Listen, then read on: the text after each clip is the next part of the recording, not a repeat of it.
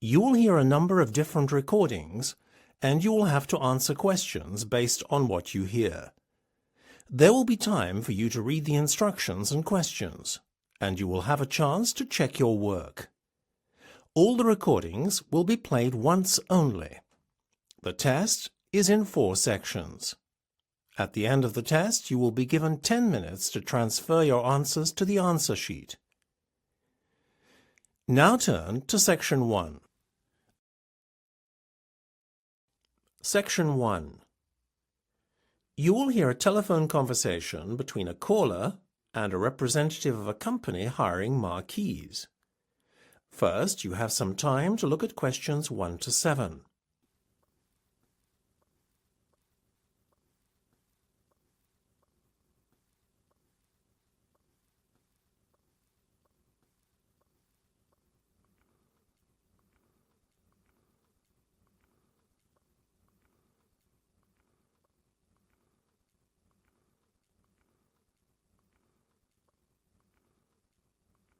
You will see that there is an example that has been done for you. On this occasion only, the conversation relating to this will be played first. Good afternoon, Magnificent Marquees. How can I help you? Oh, hello. I would like to hire a marquee. You see, it's for a special occasion. My eldest daughter is celebrating her 18th birthday and her coming of age. There was no question of her waiting until her 21st, although I'm sure we'll be having a big celebration then too. So you're celebrating in style? Well, of course I'd be happy to help. First, could you give me some details about guest numbers? The customer wants to hire a marquee for her oldest daughter's 18th birthday. So you write oldest daughter in the space provided. You should answer the questions as you listen, because you will not hear the recording a second time. Listen carefully and answer questions 1 to 7. Good afternoon, Magnificent Marquees. How can I help you? Oh, hello. I would like to hire a marquee. You see, it's for a special occasion. My eldest daughter's celebrating her 18th birthday and her coming of age. There was no question of her waiting until her 21st, although I'm sure we'll be having a big celebration then too. So you're celebrating in style?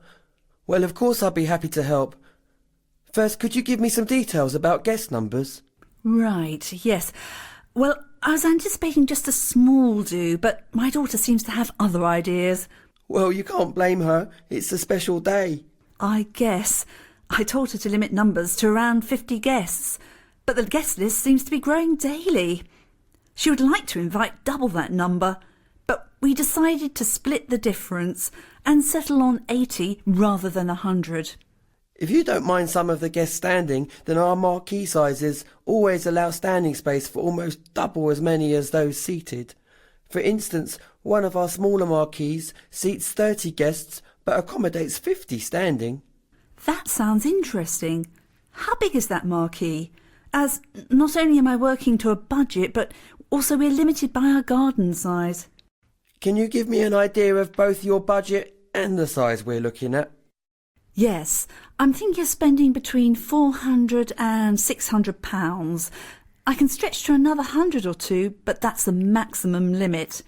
As for size, well, our garden is 15 metres by 30 metres. OK, well, our 4.5 by 9 metre marquee would fit in nicely. The hire and installation comes to £450, but that allows you to have the marquee for 2 days. The marquee size you mentioned sounds fine and will accommodate the guests that we are expecting. Yes, I think that's the size I'll go for. So, now as to the cost of lighting and fittings. Oh, will that be very expensive? It depends on what you want, but the cost of carpeting the marquee will add on another £150. With regard to the lighting, prices vary quite a bit. If you opt for chandelier lighting, then it's another £90, but that's the most expensive option. Otherwise, the average pricing is around £55. I think I'll go for the more economic lighting then. Then there's the furniture, tables and chairs and so on. You decided on seating for 30 guests. Well, at £3 per chair, that will work out at £90 in total. You will then probably need 5 tables at least, and so, with each table costing £4, that brings us to a total of £20 for the tables. OK, so I'm still just within my budget. Great! I'll go ahead with the booking then. Wonderful. So there's only one more important detail that I need. When would you like us to set up the marquee? Well, my daughter's birthday's on June the 6th, so ideally a day beforehand. Then we could have it taken down the day after her birthday. Yes, no problem. Great! Well, I'll go ahead with the order then. Wonderful. Before listening to the rest of the conversation, you have some time to look at questions 8 to 10.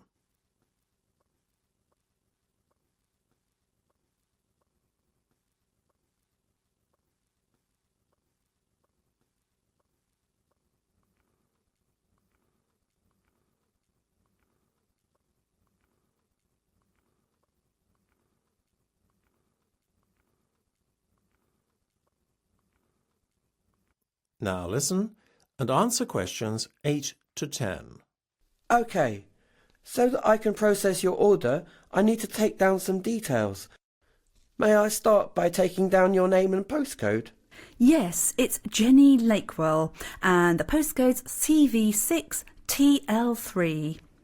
Is that Jenny with a double N? Yes, that's correct. And is that Jenny with a Y or an IE at the end? Yes, it confuses everyone. I use the first spelling.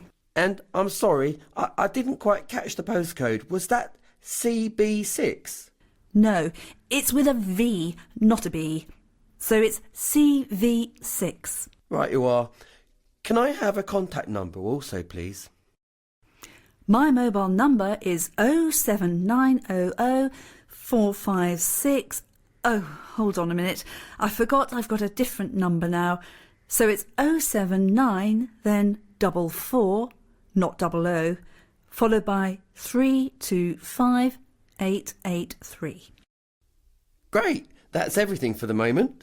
We'll be sending you details and an invoice through the post in the next few days. OK, and thank you for your help. Goodbye. That's the end of section 1. You have half a minute to check your answers.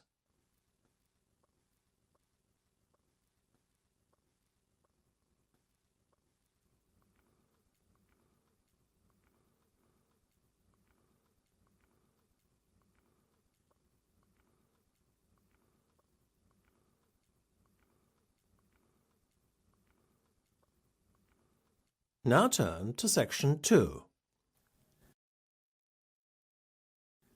Section 2. You will hear a history teacher talking to students in a class. First, you will have time to look at questions 11 to 15.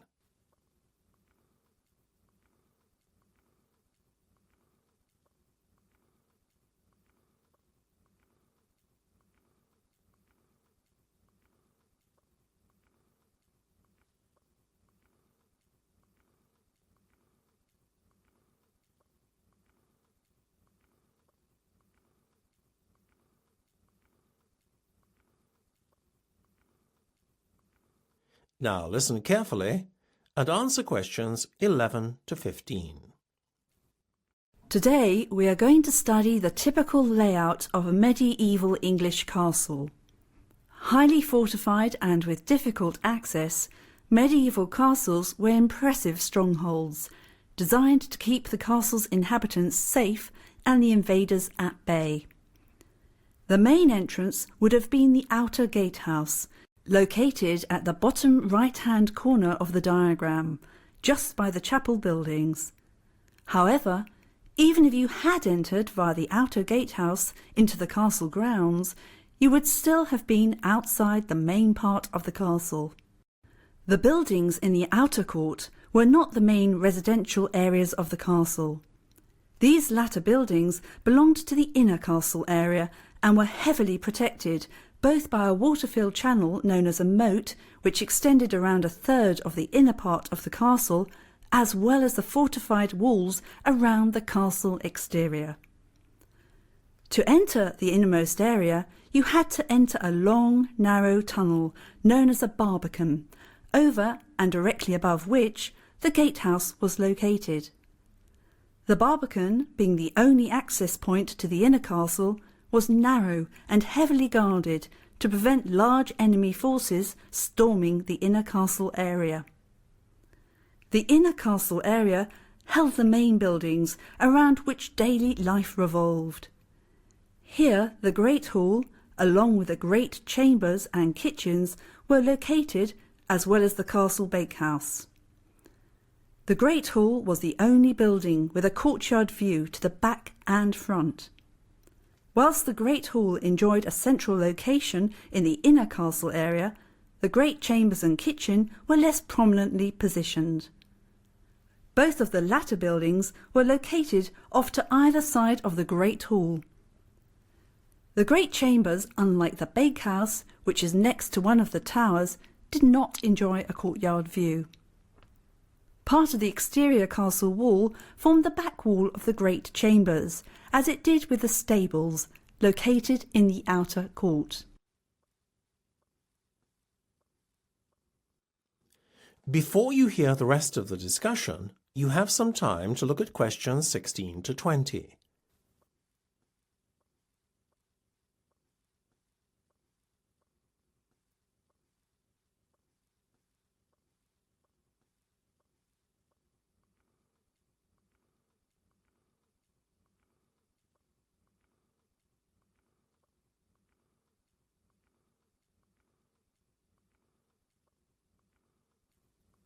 Now listen and answer questions 16 to 20. The layout I've just described will give you a better idea as to the design of a medieval castle. There was no blueprint for castles though, and the design and layout of each castle was determined greatly by local demands, function and purpose for which the fortification was intended. What we see in the castle design here is an advance on earlier medieval designs. Those medieval castles that predated this one had very basic residential and living areas. In such castles, the main focal point was the keep, rather than the great hall and great chambers, as in later years. Little more than a fortified tower, the keep doubled up as basic accommodation for the castle's residents. As the years passed, the living areas became more luxurious, evolving into separate buildings. Confusingly, the keep was known as a donjon, meaning fortified tower in French. The term dungeon was only used in later years to refer to underground prisons. In fact, at the time when the keep dominated castle affairs, the use of latter-day dungeons for imprisonment was an unknown and alien concept, the judicial systems favouring more physical forms of punishment instead. Another dissimilarity between earlier and later medieval castles was in their fortification. A moat, fortified walls and a barbican were typical features of most castles. However, it was recognised with the passage of time that the narrow fortified entrance of the barbican was insufficient defence against an enemy intent on invading the castle. As a result, extra, more reliable fortifications were added in the form of a portcullis and a drawbridge. The portcullis was a spiked metal gate that could be dropped vertically down from under the gatehouse, thereby sealing off the inner castle entrance from the outside world. To protect the main castle entrance further, a drawbridge was placed in front of the portcullis. This was a retractable bridge between the gatehouse and the outside area of the castle. However, the portcullis always remained the last line of defence against the enemy. That's the end of section 2. You have half a minute to check your answers.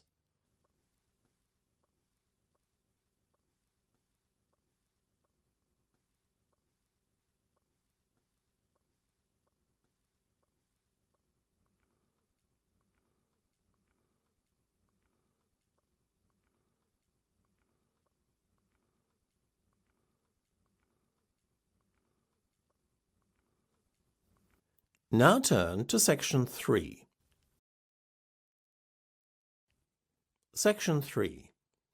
You will hear a discussion between two literature students and their lecturer. First, you have some time to look at questions 21 to 25.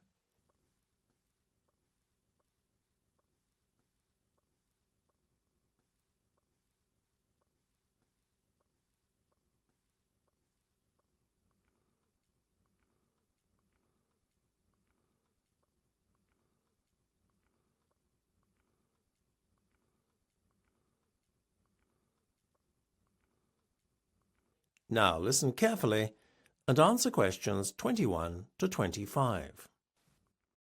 That was an interesting lecture. I'm glad you thought so. Yes, it made a break from the usual lectures on literary style. Certainly made me look at some of Shakespeare's plays like Hamlet and the playwright himself in a new light. Me too. I always thought that Shakespeare believed in the supernatural, and that was the reason why so many of his plays, like Hamlet and Macbeth, featured a ghost. What you thought is a common misconception. However, when you think about it, it was unlikely that Shakespeare would have been sympathetic to a belief in ghosts. Why? Well, he was Protestant, as was his audience, and the Protestant religion did not subscribe to a belief in ghosts as spirits returning from another world. Also, Hamlet was set in Denmark, and although fictional, the play would have reflected the Protestant beliefs of the Danes too. So, the main religion in England at the time was Protestantism. Very much so. Any other religions like Catholicism were not tolerated by the religious authorities or James I, who was head of the Church of England at the time. What did the Catholics believe about ghosts? Their religion was compatible with a belief in the spirit world, as it were. Ghosts were seen as lost souls that were in purgatory, that is to say, a state between heaven and hell. So it was obvious, really, that Shakespeare incorporated ghosts into his play for other reasons, right? Absolutely. It's certainly odd to write about something you really don't believe in and then ask the audience to believe in it. So yes, there was clearly another motive. I guess when you think about it, it's quite apparent. As you mentioned in the lecture, ghosts appear in Macbeth and Hamlet really to show what the characters are thinking and as a catalyst for certain events. Quite right. And I think it's quite plain that Shakespeare had no belief in the supernatural. The fact that the ghosts seen by Macbeth and Hamlet are only often either visible to themselves or speak only to them suggests that the ghosts are only as real as the imagination of those who see them. So, would you say that the audience was as sceptical as Shakespeare with regard to ghosts? Well, as you know, the official line would have been that they didn't believe in ghosts, as it was not in line with Protestant beliefs prevalent at the time. Nevertheless, contrary to expectations, they do seem to have been a superstitious lot. Belief in witches and astrology were common back then, but how they justified their beliefs in religious terms is quite a mystery.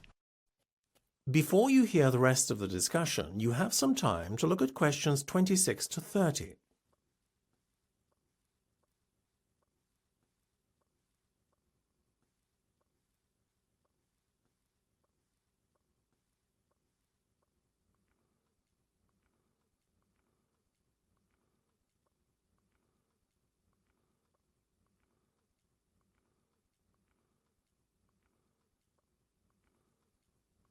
Now listen and answer questions 26 to 30. People, I think, today are a lot less gullible than in that period, though, don't you agree? I mean, honestly, believing in witches and astrology and all that? Well, judging by the popularity of TV programmes today like Most Haunted, I would say there's a fair amount of interest in the supernatural still. I guess most people are like me. Curious, but not entirely convinced when it comes to the spirit world. Well, I think ghosts are just the product of certain people's imaginations. You can't overlook the fact that many supernatural events cannot be explained. Personally, I think ghosts are just as likely to exist as UFOs and aliens. Well, I think at least the latter do exist. I agree. It's absurd to think we're alone in the universe. You certainly seem to be quite a sceptic, Dave. Actually, I do believe in some aspects of the paranormal. Like? Well, not ghosts and aliens, obviously, but things like telepathy and premonition. It's easier to understand or believe in telepathy and premonition as you hear of so many examples of these phenomena occurring in real life. Not just reported stories, but from friends and acquaintances. I'm inclined, though, to think premonitions are more coincidence than due to a paranormal event. But maybe I'm just saying that, as I've not had first-hand experience of premonitions. So you believe in telepathy, then? I think that the evidence in favour of it is impossible to deny. What do you think, miss? Maybe I'm less sceptical than most, but I'm inclined to keep a pretty open mind on most things. Anyway, it's been a very interesting discussion, but I'm afraid I have to leave now as I'm due to give another lecture. Well, thank you for your time and also your wonderful lecture. Yes, thank you. We appreciated it. My pleasure. That's the end of section 3. You have half a minute to check your answers.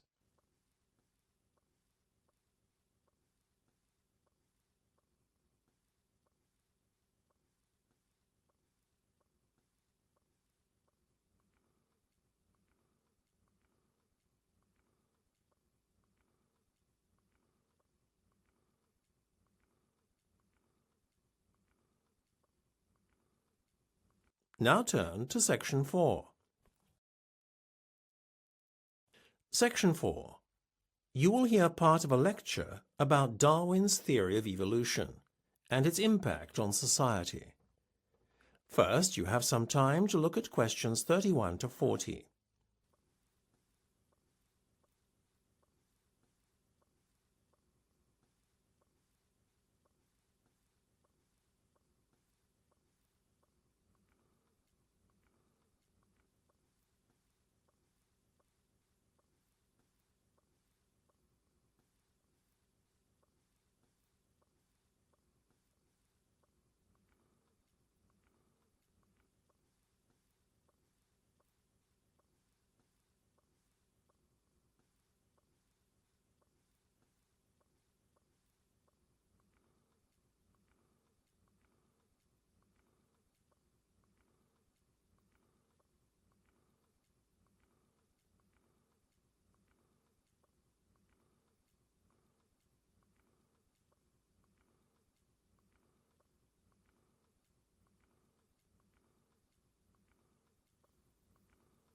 Now listen carefully and answer questions 31 to 40. Today, few people can be unaware of Darwin and his theory of evolution. He single-handedly revolutionized the way we think about the natural world. However, when I say single-handedly, that is not entirely correct. At precisely the same time as Darwin was formulating his theory of evolution, another scientist, Alfred Russel Wallace, was working on a virtually identical theory in parallel to Darwin.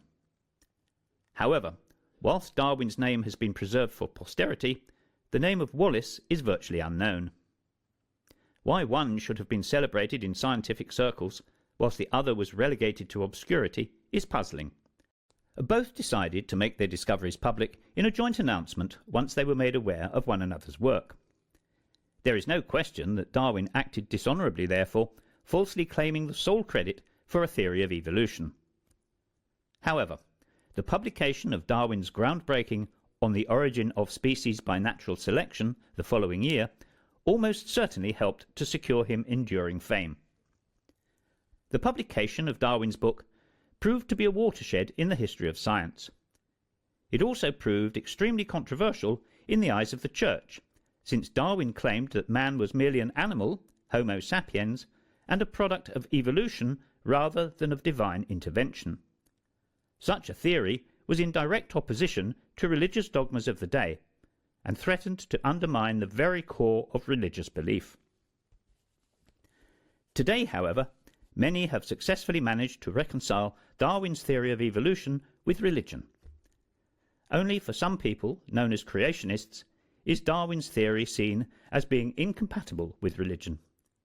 For these individuals, Darwin's theory is seen as heretical, since they believe in a literal interpretation of the Bible and a biblical reference to the world being created in 7 days rather than as a slow evolutionary process spanning millions of years. In addition, Darwin's claim that man is no more than a highly evolved ape is regarded as a blasphemy, since creationists insist on the divine origin of man. Whilst not many would dispute Darwin's theory of evolution nowadays, curiously, an ape man that bridges the gap between man and ape has yet to be found. The search for the missing link, as it has been called, has both occupied and perplexed scientists since the time of Darwin. Many hoaxers over the years have tried to exploit the desire of scientists to find conclusive proof of Darwin's theory in the form of a missing link. The most memorable and also convincing hoax was that of the Piltdown Man. Named after the Sussex village where it was first unearthed in 1908, the skull of the Piltdown Man represented a transition from an ape to a man.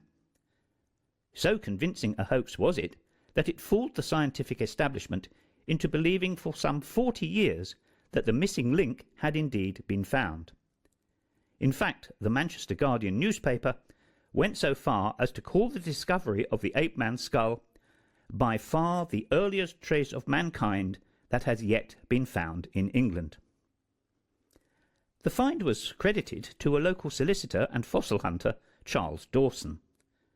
When Dawson died in 1916, Piltdown Man's place in history seemed secure. In 1950, a reconstruction of a head was made based on the skull. However, only 3 years later, the skull was declared a fake. People later questioned how such a hoax could have escaped detection without the compliance of an expert. It is certainly an interesting footnote in the theory of evolution. However, the questions still remain today. Where is the missing link, and why hasn't it been found? That is the end of section 4. You now have half a minute to check your answers.